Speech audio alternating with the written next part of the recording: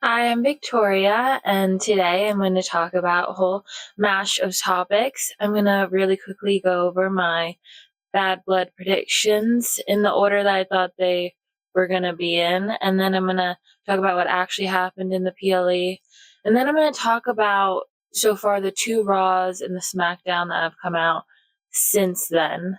And in another video, I'm gonna hopefully get to talk about NXT and what's happening there. It's just been so great for the past year and a half, maybe 2 years or whatever. And I can't wait to actually talk about it now because things are changing up a lot, especially in the women's division. Okay, for my bad blood predictions for Nia versus Bailey, I thought Nia would win and there'd be a Tiffy interference. And of course, I was right. It played out exactly how I thought. There's some differences. I noticed it was cool how they were switching up moves. Nia and Bailey, they each did each other's Samoan drop and belly to Bailey. I thought I liked that. It ended up how I wanted it to end, with Nia winning and how I suspected. And that was great. It was a fun match to watch. You're expecting Tiffany to come out and taunt with the briefcase now, so it wasn't that surprising, but I still loved everything about it. And things don't have to be surprising to be good. I feel like sometimes, people booking or just writers on a television show, oh, Pretty Little Liars, what is it, Marlene King? She was so mad whenever you figured anything out. She would butcher the show or trying to subvert expectations. I hope that they don't try and do that here. If everyone's expecting the cool thing to happen, just do the cool thing, And I'm glad that they're just doing everyone knows Tiffany's gonna come out. Let's just bring her out. They're not trying to catch the audience. Okay, in this one, I wish that they did kind of catch the audience off guard, because I was saying that Finn needs to win. I really, really wanted Finn to win, and he needed to win for this. But they kind of, booked more what I think everyone was expecting, which is Damien to be the Terminator, basically. What was it, 4 coup de grace? And nothing, no selling. That was pretty bad. Why do they hate Finn? Well, I'm literally, I don't think usually behind the scenes or the background for decisions and stuff like this. I think the last one I thought about was when they brought The Rock in and stole Cody's chance at WrestleMania, for a little bit. That's when I last thought about what could be behind the scenes reasons. This is making me think that why do they hate Finn so much? What is the reason for them to butcher him like they've done? And they're not just butchering Finn, they're butchering Damien, because literally, I love Roman. The sticking with him through the dog days was fucking tough, bro. No, but it's so hard to that wall of a person, that unbreakable thing. They need to have a little bit of a chink in their armor or something to poke at that. But Damien doesn't seem to have that unless you do 4 of your finishers on him again, then maybe you can get him down for half a second. That's kind of annoying. And they're also doing that with Rhea. It's but I'll get to that when we get there. But it's so confusing. Who do they like? Do they hate Finn because they're clearly trying to bury him? He's amazing in the ring. Why are they doing this?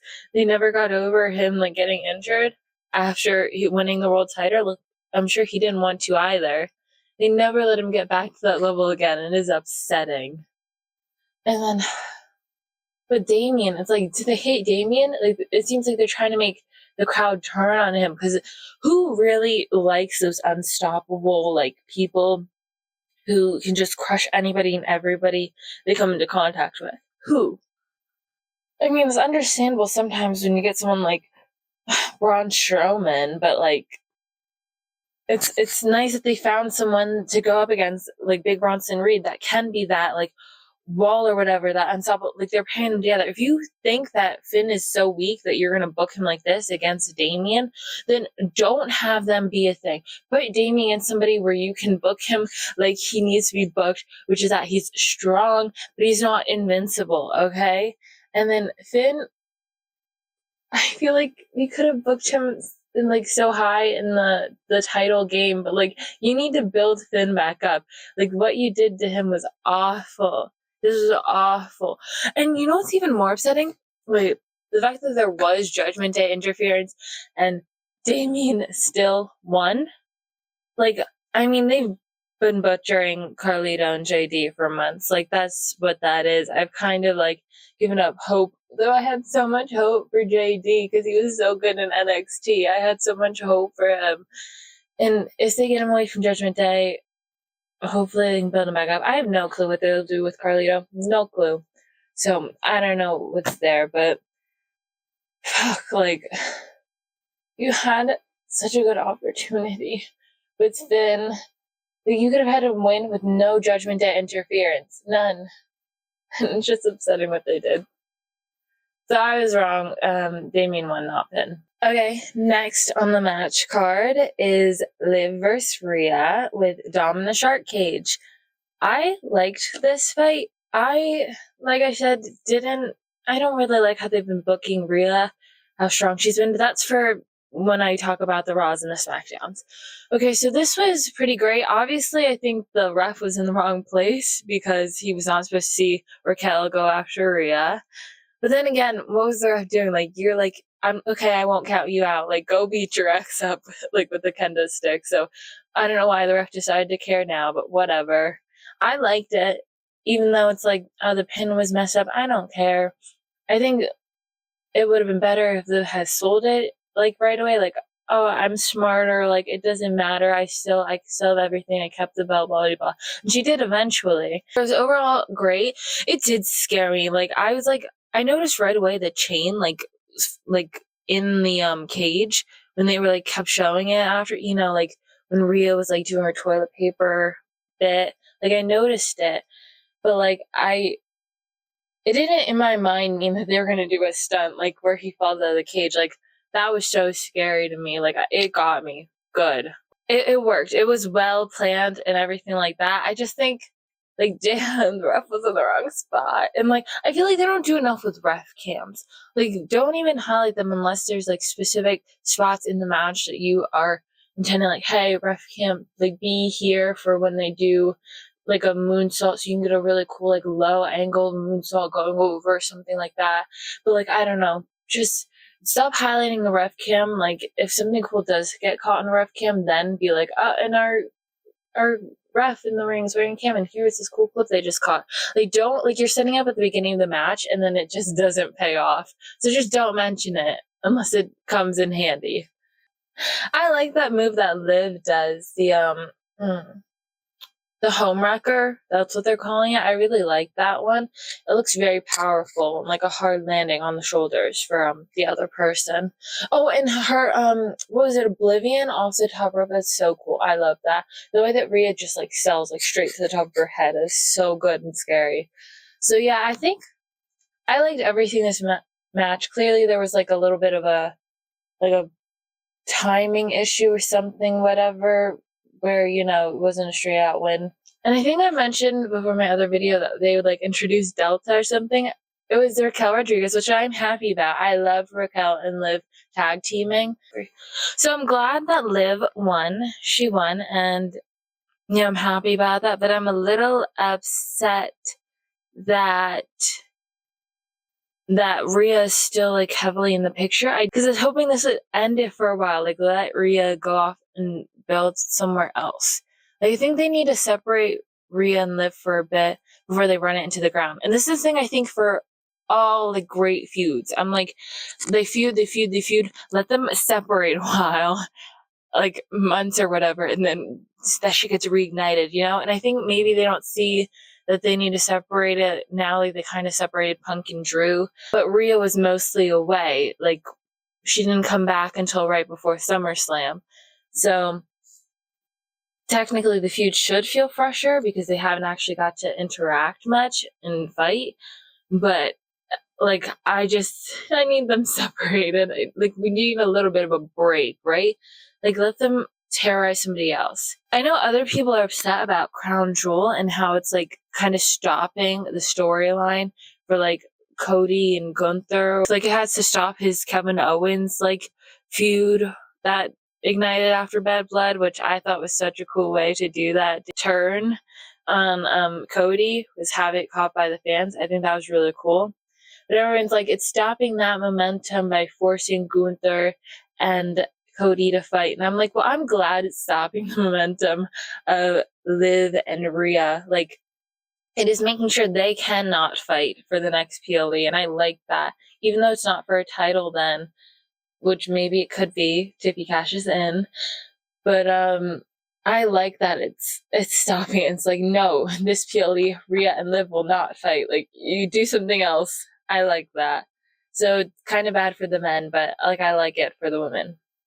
Punk versus Drew. It's the carnage that I said it'd be, the carnage that I said I'd want. I hate blading. I hate it. It squeals me out like so much. It grosses me out. And like, it's honestly sometimes even hard to like look at older wrestlers because you just like look at their forehead and it's like they need a topographical map there. Like, it is insane. You know what I mean? The mountains, the plains. So I'm just like, it was a little hard for me to like watch, especially Drew. Like, I was like, I know this sounds insane. Maybe I watched too many horror movies, but I honestly was like waiting for his face to like peel down at one point. I'm like, why is there so much blood? How like far and deep did you cut?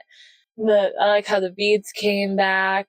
They kept beating each other with like wrenches and shit. Oh my god! And that step where Drew like did the claymore and he like landed on his back on the step, that was crazy. I felt that pain. That was insane. I think that was actually worse than the blading. Like, I hate blading, but that crazy landing on the stairs, like, no, I couldn't deal with that. Yeah, it was the carnage that I wanted. Oh, I said Punk would win, and I was right. So yeah, that was that, and I enjoyed the fight. Okay, for Solo Sikoa and Jacob Fatu versus Cody Rhodes and Roman Reigns. So I want to say, first of all, I'm very impressed with Solo. I never straight out like disliked him or his work in the ring, but I did honestly think that they were gonna have like Jacob like do most of the heavy lifting and basically go crazy and Solo do nothing. But he like, when he like first got in there against Roman, like he was giving Roman the business. Like, that was great. Like, yeah, show what you can fucking do. And like, I just thought it overall worked out kind of how I wanted.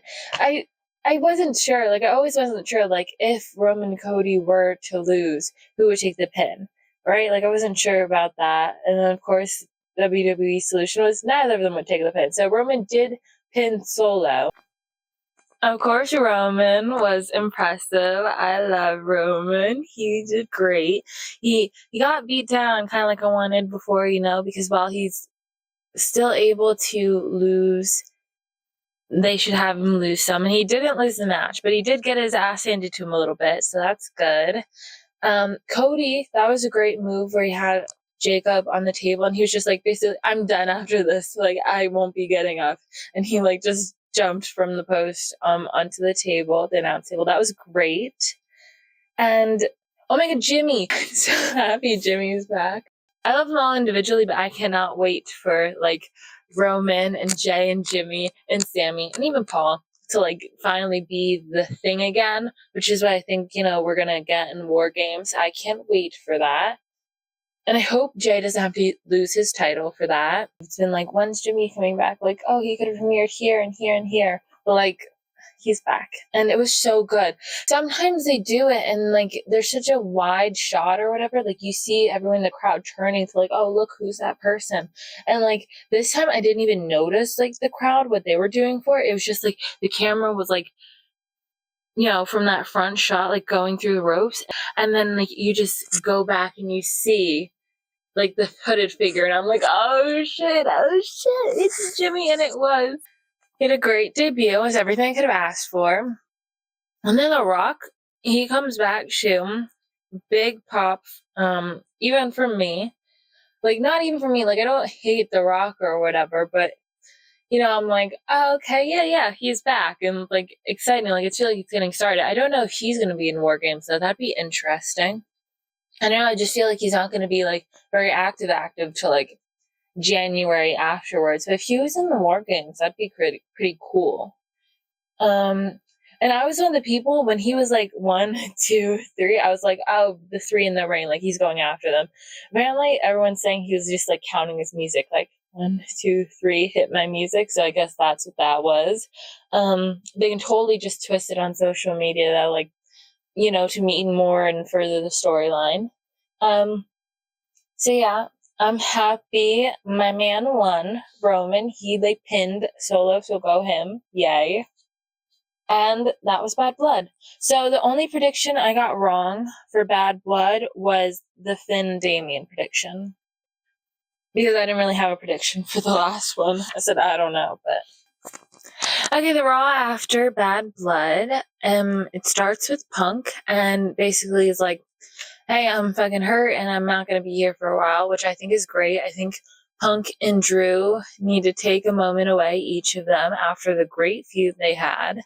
Because, like, to go into either of them to just jump into another feud, I'd feel like it would taint that feud right away. Like, you need a break because nothing will be able to compare to what just happened. Like, especially not right after.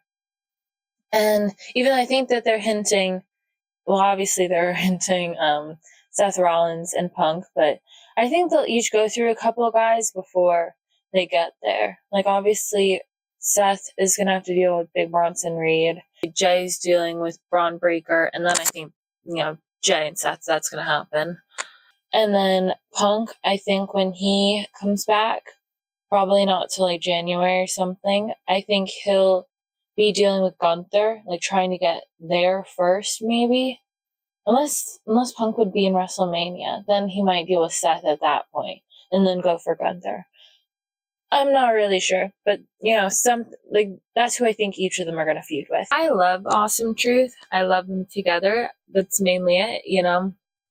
They're fun. They're fun on their own, right? Like Miz, I like heels a bit more, and Miz gets to be an amazing heel when he's by himself. And he also has great, like, you know, stuff without truth, like his stalking phase with Dexter Lumis, but I mostly love them together, so this like hurts my heart a little bit that Awesome Truth is like breaking up. But I know they'll come together again, and it will bring in, I don't know if it's gonna bring in AOP because Karrion Kross is like kind of facilitating Miz turning evil. I don't know. He's like liaison for evil or whatever. But I like that the Wyatt Six stuff is like popping up. So obviously, like, Miz is their next target, and that's exciting for me because he's like the perfect character in a horror movie to be like hunted down by like a group of, like, I don't know. He has that perfect like I feel like he's gonna have that perfect like terrified reaction, and he's just so over the top, and that's exciting for me. I'm not like invested very you know, like heavily in the politics behind or like the feud behind Pete Dunne and Sheamus, but I really like their matches so far. Like the Donnybrook match was so interesting, and even when their matches haven't had some like stipulation or whatever, some specific style, it's been very interesting to watch. Like when they go after each other with like shillelaghs and cricket bats, whatever, I'm like, yeah, let's just be vicious. I like it, and I like it's a fun like feud, not for a title. I loved the little segment they had with Liv and Dom and Raquel, right? Like, I wish they'd let Raquel talk a little bit, maybe. Just a little bit. Be like haughty people? You know what I mean. And be like, kind of like Gunther. Like, he's just so blunt. Like, this is what I'm saying, and that is what it is. You have an issue, we will fight. That was like the worst Gunther impression possible. He's just so like, these are the facts. Fight me about them if you disagree. And I love that. And I think that's what Raquel needs to give. And I think she talks. Maybe she could give it without talking, but how they booked her the Smackdown in the next Raw, I kind of doubt it. Okay. Oh, the 10-woman tag match? I was a bit confused because I thought it was doubles, but then it was very fast. But I think that, I like everyone got their fun moves. I don't know, I wish it was longer, that's all. Like, longer, or do, like, less women. Like, I get why you'd want to make sure all these women get to show up on, like, this Raw or whatever, but maybe do, like, 3, like, PFC, and then, I know, Lyra and the Party Girls, and then just do 3-3, so that each get to spend more time in the ring or whatever. They each get more time individually, and then, like, Zelina, Natty, the witches, but they're no longer witches. Unholy Union, like, they'll get to be on the next week's Raw. I feel like you have to split things up or take some away because of course, like, with the 2-hour shortening of Raw, like, you're gonna struggle to fit things in. But I don't know, I just don't like how they went about this. I think less women in the match, or you try and just give them an extra 2-3 minutes anywhere you can spare. It's a struggle right now. I get they're struggling, and then it just feels like we're going backwards. I really liked this Sami Zayn and Gunther match. I was nervous for it because I got other people in my head. I never even thought of this myself, but other people bringing up, like, hey, Goldberg's, like, was there for the segment during Bad Blood. Like, maybe he's gonna steal the title from Gunther or something, or, like, no, Sammy's gonna win against Gunther, have the title, go against Cody at Crown Jewel so that Gunther and Goldberg can go against each other. And I was like, that was such an upsetting thought to have, like, put in my head. I was just enjoying myself, this fun little segment, and then everyone's like, oh no, Goldberg's gonna, like cost the title for Gunther. Like, that was scary, and I hate everyone who put that thought in my head. That I was suffering for a while. And Sammy did 2 haluva kicks, like, I was fucking worried, but they were each, like, powered up, like, they were both, like, getting out of crazy moves out of, like, the chokehold and, like, the haluva kicks, so it was fun. And, like, when Sammy was, like, powered right up after one, like, I was like, oh, I was actually kind of, like, cheering for him. Like, I love him more in the bloodline. I'm just excited, like, go back to SmackDown, please, like, Sammy, we need you over there. That's when I'm gonna really enjoy his character a ton more. I'm happy with how the match ended. Thankfully, like, it ended how it needed to end. Not always sure that WWE is going to end things how they need to end, like letting Finn win, but it is what it is. Okay, next we have Smackdown. We have Jimmy, he comes out, his music plays, and I like that he's something else now. Like, what his shirt that said on Bad Blood, like, you not the ones, like, we're taking you or whatever. I like that much better than no yeet, although I do like when Roman said no yeet this episode. Like, that was good. Or this segment, he was like, we need someone else, we need help, and then Roman's like, no yeet. I can't do impressions. Let me just put that out. I cannot do impressions. I like that Roman's like, we'll get back to where we were, you know what I mean? And I think that's so cute. I believe in them. I will forever love them. I believe in them. Roman just needs to let his pride go a little more, Like, okay, I'll just talk about Smackdown and Raw kind of together. They were filmed at the same time, apparently.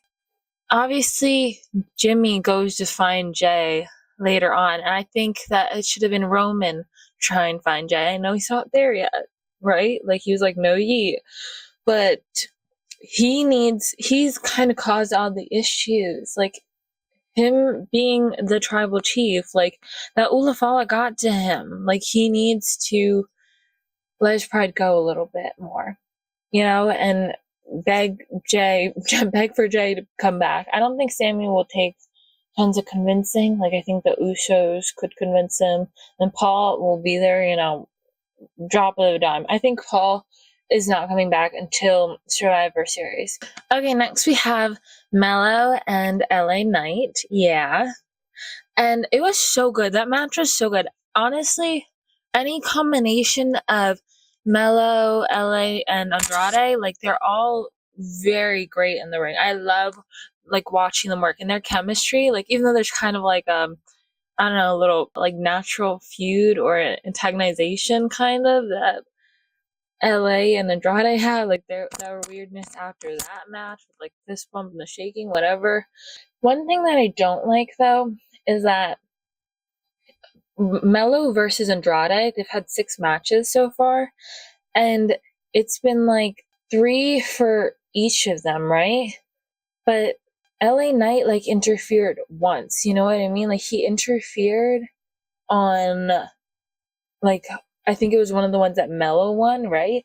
So it's like Andrade won 3, right? Then Mello won 2, and then, like, 1 with, like, an interference or distraction from LA. And I'm like, there will always be that, like, little, like, asterisk in my mind on that match. So I'm like, this is more like the evening out match, so it kind of, like, ruins it. I don't think that LA should have fully interfered at all until maybe now, but maybe they couldn't do that because they really wanted to, like, separate it by Andrade and Mello each individually fighting for the title.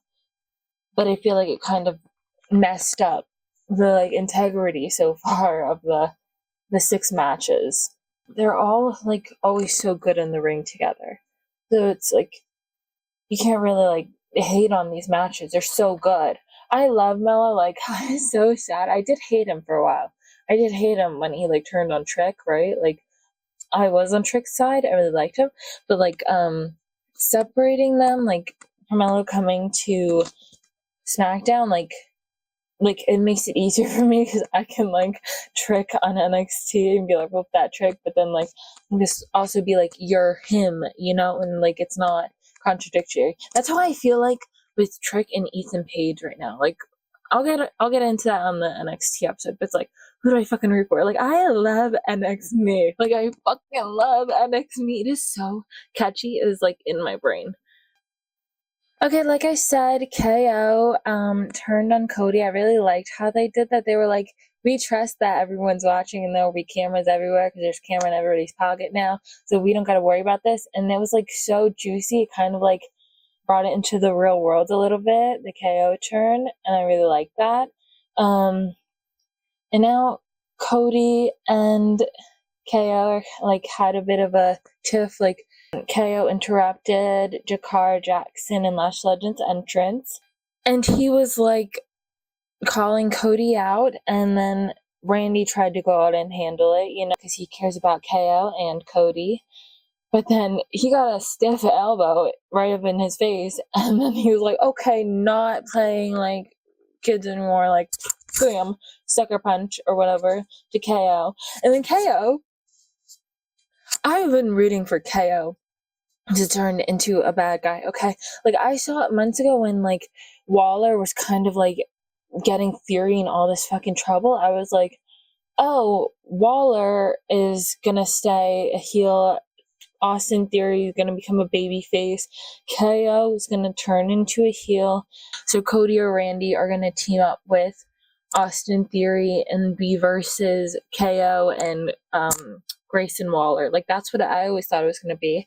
And I know that's kind of, like, not far-fetched, because they did have tiffs with, like, Dream Waller versus Rhodes and KO or whatever, and Randy Orton. Getting to that now, like, I think that now that we have the KO turn, that within this month before Crown Jewel, that we are going to get the Austin Theory face turn. And then we're going to get, I don't know if it'd be, like, too quickly of a turnaround to have a tag team at Crown Jewel, because since Cody would be busy in the Gunther fight, it could be KO and Waller versus Orton in Theory. So I think they could do that for Crown Jewel. Okay, I love Metaphor, and I was so worried when Noam Dar, like, got hurt or whatever, and then they kind of, like, or Mensa disappeared. Like, he was around for a little bit, like when he was antagonizing Ethan Page. Like, I liked it how he like kept pinning him all the time and everyone would count 1, 2, 3 at Ethan. That was fun. I loved that. Like, I was scared for them, right? And I was scared they're gonna break them up. Like, I know it's delusional, but like when Lash was in like the ladder match for North American Women's title, I was like worried, like, oh no, they're gonna split everyone up, right? Because no one wasn't there. I hadn't seen Aura in a while, and it was just like Lash and Jakara. But then, thankfully, they're like, even though there's no NXT title belt or women's tag belts, I like that they're still together and they're giving them opportunities at the Smackdown, or the only women's tag team belts. They're like 3 men's and 1 women's, but I don't know. I'd rather they focus on a mid-card women's title than another tag belt. Oh, you know, it'd be fun though. I kind of want like AEW. They have the like a triplet belt. Like it's Pac, Wheeler Yuta, and Castagnoli. What is his name? Pete Castagnoli, maybe. But like they have the like triplet belt so far. I've missed a couple episodes. I started watching AEW like a month ago. I've only watched like 3 episodes of each. It's like Rampage, Collision, and Dynamite. But I have watched all of the Tony Storm, Mina Shirakawa, and Mariah May stuff. Like, since Mariah and Mina were together, like that, I saw that photo shoot like clip of them first, that promo or whatever, and I was like, oh my god, like, who are they? And so I followed that online, that storyline. I followed it online all the way from there till All In, right? All In, where Mariah won. So, and then I started watching episodes after, was it All Out? Whatever that crazy Hangman, Adam Page, and Swerve Strickland fight was. After that, I was like, let me see what the regular show. I was like, that's kind of too crazy for me, but let me see how the regular show is, you know? And yeah, I've liked it so far. So I'll try and keep up. There's a lot of fucking wrestling to watch. Like, now 6 different things of wrestling. Like, I am like a little behind on AEW. I keep up to date on WWE. Maybe I can get better at it eventually and watch both all the time, but right now I need time. Sorry for the little like AEW tangent. I go on lots of tangents. It's hard to keep up. Okay, Jakara and Lash, they were smart. They like didn't wait for Bianca and Jade to pose or whatever. They weren't like, okay, girl, get your time to shine. Like, they were like, whoop, we're going after you. And I liked it. I like when people do that. Just start off hot. Like, come on. Like, why do we need to respect our opponents? Like, we want to win, you know? I like how they were getting their moves in. They're like, they work so good as a tag team. You can tell they've like been tagging for years, and they're like, their partner moves are so in sync. Lash lifted maybe Bianca up, and then Jakara like came down and gave her like an RKO or like a DDT. I don't fucking know. I'm not that great with all the wrestling names. Like, I try to know people's finishers, but that's basically it. And they did great. They lost, right? But they did get to show a lot of crazy moves and how well they work together. And they did amazing. I hope that some other NXT women get to come up and like show what they can do. Not fully move up. I'm so scared for like, sorry, my girlies to like move up. Ever since Kiana James, like, I fucking love Kiana James. Like, her and Izzy Dame were like working so well together. And then Kiana got called up, and I had hope for her. I thought she was gonna be like in my mind, she was gonna be like Adam Pearce's assistant. You know what I mean? Like, she tried to wiggle her way in. She's a business girl, right? She tried to wiggle her way in. You saw that in some of her promos really early on, right? And then I thought, like, maybe, oh, she's like a spy for not Adam. She's a spy for Nick. Like, all this, right? And like, is trying to like take down Adam. I thought it would add a lot to Nick's character because I love how he like has control of his wrestlers. Like Adam is very like uncontrolled, like loose, like can't really keep a hold of his wrestlers. But like Nick, he like has that control. But I feel like it'd also be fun to just like, I don't know, feed into like the evil like British Bond spy kind of thing. Like, you know what I mean? Like I just want that kind of fed into. Like I think it's fun.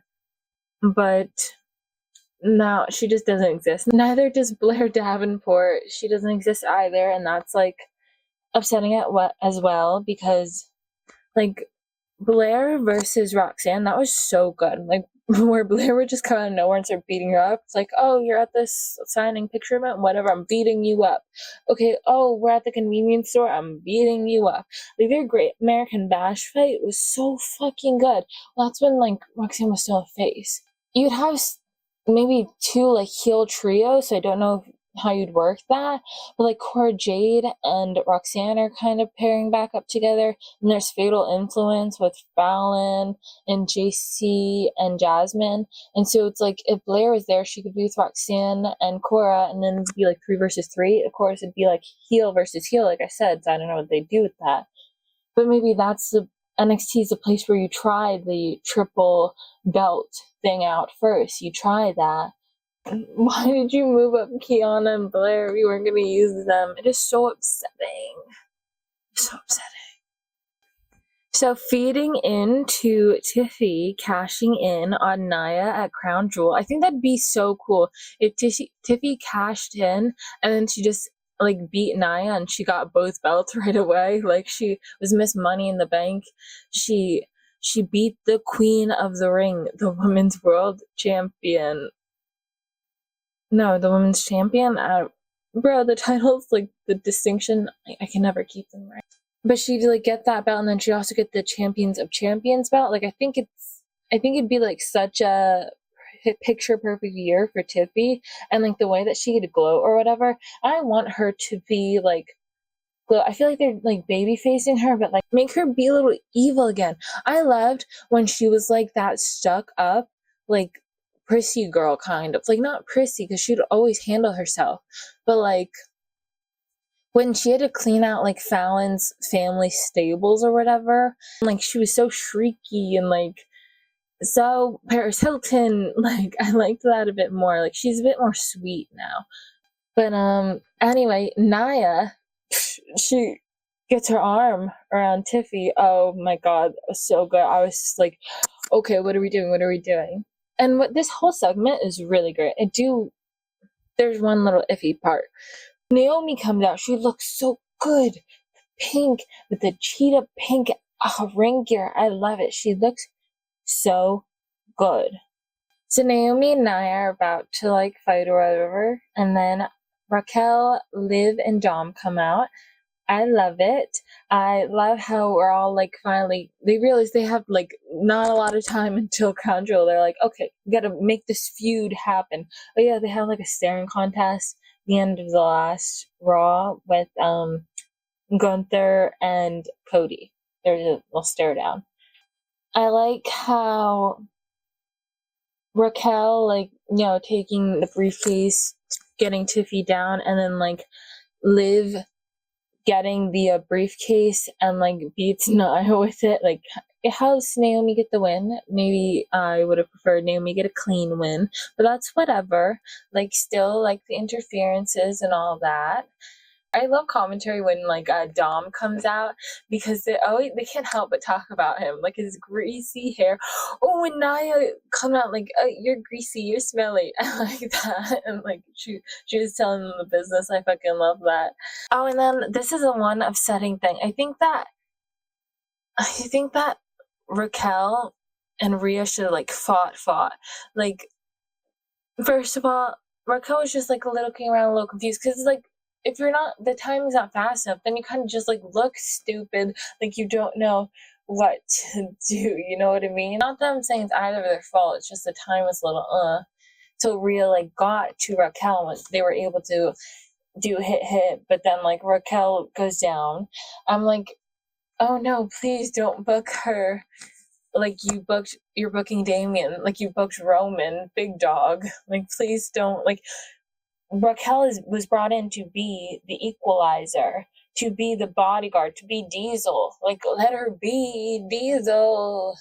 I feel like I kind of only talk negatively about Rhea. I love Rhea, right? This is more just how she's booked, and this is just a little tough right now. They're just holding them real tight to this Dom and Liv story that they're squeezing all the life out of it. I think once they can take a step back, that she can come back around, you know? She was great for so long. It's okay, there's some missteps. If Rhea must come out for this, even though she can't be in the Crown Jewel business, right? Like, it's Nia, it's Liv, and then Tiff has a free pass to be up in there. Like, I worry that Rhea will be there. Like, I think Raquel at most should be the other person added. Like, she tries to interfere with Tiffy before she can even cash in. I think that'd be okay. Multiple people should be able to take Rhea Ripley on. They're women's champions. They hold titles, okay? Or if they're brought in as a bodyguard, they should be able to stand up to Rhea. Solo looked great against Jimmy. Shows that sometimes there's missteps, but you can come back from it. Like, they were booking Solo horribly, like, a couple months ago. You know what I mean? But, like he's back, and I think he's doing amazing. I like watching him in the ring, even if he's fighting people that I like more than him. Like, even if he's fighting Roman or something, I still love watching him because he's fucking great. And Jimmy was doing great until, you know, the Tongans and Fatu, they distracted, interfered, and he did his best, you know? He's getting a taste of his own medicine, what him and his bloodline used to do all the time to other people. So it's like a taste of his own medicine. It's good. And then Roman comes out, and I like Solo. Again, like I said, he stands tall, he stands strong. He did, like, not flinching from Roman, like Jacob and Tama Tonga and Tongaloa, like, still getting in the way, like, you know, protecting their tribal chief. And then, you know, they gang up on him. Very simple. Take him out. Okay, the next Raw, we have Rhea in the ring, and she's like, come out, Liv, come out, Raquel, like, I'll take you both. And then Tiffany comes out. Now, this is something I didn't know until after watching this episode, but they filmed them both at the same time.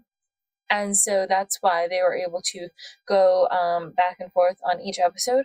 So then Liv and Raquel attack from behind. It's like, yeah, do that. Don't play fair. I'm happy with it. And then basically afterwards, Adam's like, okay, you and, you know, Rhea, you'll have a fight against Liv and Raquel, but you need a partner. Here's Tiffany. She's your partner. And it's that fun little opposites coming together thing. It's very fun visually. Especially since, like, Tiffany is, like, you know, like, high flyer. She's very flippy, dippy, and she's, like, strong too, but, like, Rhea's very, like, strong, like, base move. She doesn't really, you know, fly. So I like that. They're opposites, like, kind of move sets too. Okay, so I don't have a ton to say about the Damage Control versus Bianca and Jade fight. Like, it was fun to watch. I loved it. Like, they're all great in the ring, and they do amazing work. Really the only thing that I have to talk about is I like that Lash and Jakara were there, and they interfered, and they didn't really interfere with Bianca and Jade because they already versed them. They instead, like, interfered with Io and, like, hit her and, like, lost her the match. So then, since Jade and Bianca just defeated Io and Kyrie, like, with an interference, that they can come back to that, but then they've also opened up a door to fight with the Meta Girls. So I like that. Then we have Adam Pearce doing his job, saying, hey, these titles, you're gonna defend them. Thank you, Adam. Finally. Says you're gonna be in, there's gonna be a tag tournament to find your next challengers starting tonight. they just have to deal with that. I think this might be where Raquel is introduced to the other members of Judgment Day. And I think, the comedy storyline, which, thank you, give any little bit of storyline to Raquel so she can speak, is going to be Carlito flirting with Raquel. So I guess, JD and Carlito aren't being kicked out, which I'm fine with. Like, I want them to stay together long enough to fight with the Wyatt Six. But, the Wyatt Six still have to deal with the Miz Karrion thing first. So it's going to be a while till they can do that feud. And then the Judgment Day can break up, which I will be sad about it, but it's just such a different iteration than what I originally fell in love with. So I'll be able to get over it easier at this point. Unless I really end up liking the storyline with Raquel and Carlito. We'll see how they work on that. And then we have a fun American-made promo. They're just fun. I'm excited for whatever they're doing. Hopefully they can find someone good for them to feud with. I don't think they can feud with the Wyatt Six for a while. They just ended that. And I don't want either of them to lose their next feuds. So they should stay away from each other. Okay, the next thing that I'm going to talk about is Otis and Tozawa versus the War Raiders, Eric and Ivar. So I thought they'd never come back together after what Ivar was doing in NXT, and he was like working down there, and he gave off a biker more. But like they're going with that. Valhalla no longer exists. Michael Cole's gonna hate that. He'll never see that headpiece again. They worked really well together. Honestly, just looking at sizes, I was like, I don't know what they'll do to have Tozawa and Otis win, but I don't think it's going to happen. And yeah, it didn't, so the War Raiders move on. I don't even think they're like going by Alpha Academy anymore, like there weren't any, like peace signs really. But so whatever, there was no A necklace along with her M for Maxine. So yeah, I think that's over. But I just don't know who they're gonna go up against next. They had a fun thing with Metaphor with Noam Dar injured, or Mensa, I don't really know, doing his own thing, and then Jakara and Lash being in this tag team stuff now. That's not going to happen, especially with Maxine only being the only woman between the group. Okay, next is Cody and Gunther. I love Gunther on the mic every fucking time. He is so good. Okay, it's Kofi versus Braun. I don't know, maybe I'm just misremembering. It felt very short match. I think it was fun. It was fun. I love the moves, and the ending after the bell was more important. Xavier saves Kofi after the bell because Braun Breaker is still like beating him down, and then Braun sneaks up on Xavier and starts beating him down, and then Jay comes for the save. And so it's showing Xavier, like, see, you kind of trust Jay because he didn't trust him before last fight. Okay, so Miz and R-Truth versus AOP. This is like very, very, very short, but it was fun. Like, R-Truth got the roll up, and then AOP kind of beat him up and got him in there for Miz. Kind of furthered that like turn. Like, I guess the Wyatt Six, could they just be going after Miz, or could they be going after just Karrion, or maybe they're going after both all collectively? I'm not sure. That might make more sense because there are 5 people in Authors of Pain, but Paul Ellering is not gonna fight. Nikki Scarlett, and then I guess Karrion, Howdy, and then Loomis, Gacy, Rowan, and then Miz, Akam, Razar. Yeah, something like that. Yeah, it matches out perfectly. And I'm fine with that. I'm excited. I think that they'll take the loss, and they should. I think that Wyatt Six need to end strong, whatever they do next. So yeah, just feed them AOP. I don't feel like they've done a lot with AOP. I don't think they care about them. Break it up. Make Paul the mouthpiece for Akam and Razar. Scarlett and Karrion do their own separate thing again. Like, I really love their entrances when they, like, come out in black and white, like, and all that locked in. Not so much anymore. So I'm sad that the Terror Twins are kind of, like, they're separating, they're breaking up. But they'll be strong enough on their own if you book them a little weaker so they're not just Terminators. I think then everything will, like, work better for Damien and Rhea, but they're breaking up and that makes me sad. Like, they only had each other after their families turned on them the Judgment Day. Okay, then Jay and Jimmy, are any words said on this one? I don't remember, but it's just like Jimmy wanting Jay back and Jay's just not giving him the time of day. Yet, I think if Roman were to bend the knee, acknowledge Jimmy, that's what it is, acknowledge him. And, like, that was showing some respect or whatever. I think Jimmy's just more easygoing, you know, because you really screwed Jay over. Like, you screwed him over way worse, so.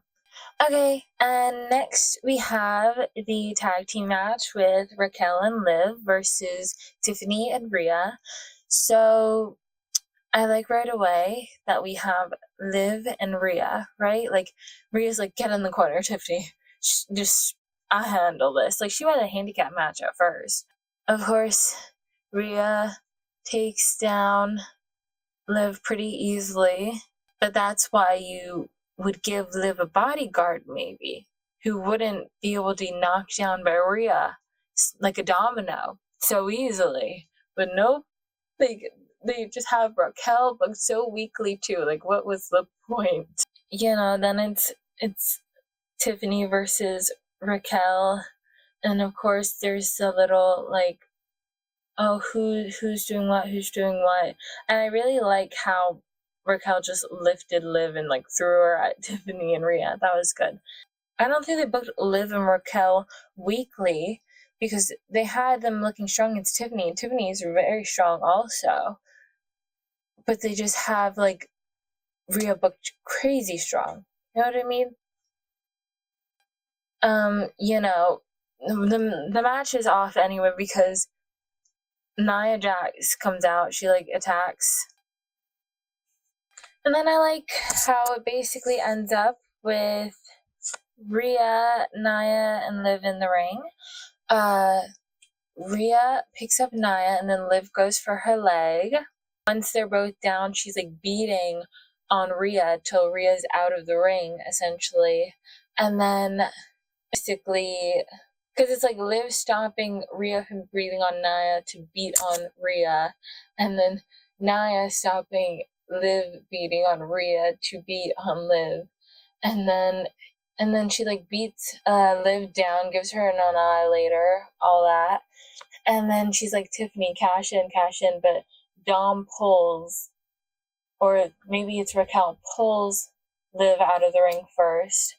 I liked this segment better than Smackdown segment where they all came out because I just think that Rhea was booked better here, like actually being in the match. I think they can save it if they just don't have Rhea at Crown Jewel. Just, I don't know what they'll do afterwards, but make it so somebody fucks with her. Have her go after Chelsea for a bit or something. Chelsea could visit. She'll love to torture Adam Pearce. Ultimately, that's what I think so far of Raw and SmackDown after Bad Blood. And then next video will either be a horror video talking about what movies I've watched so far this month, because I watch a movie every day in October, or it will be talking about NXT and what they're doing down there. That's all. Bye.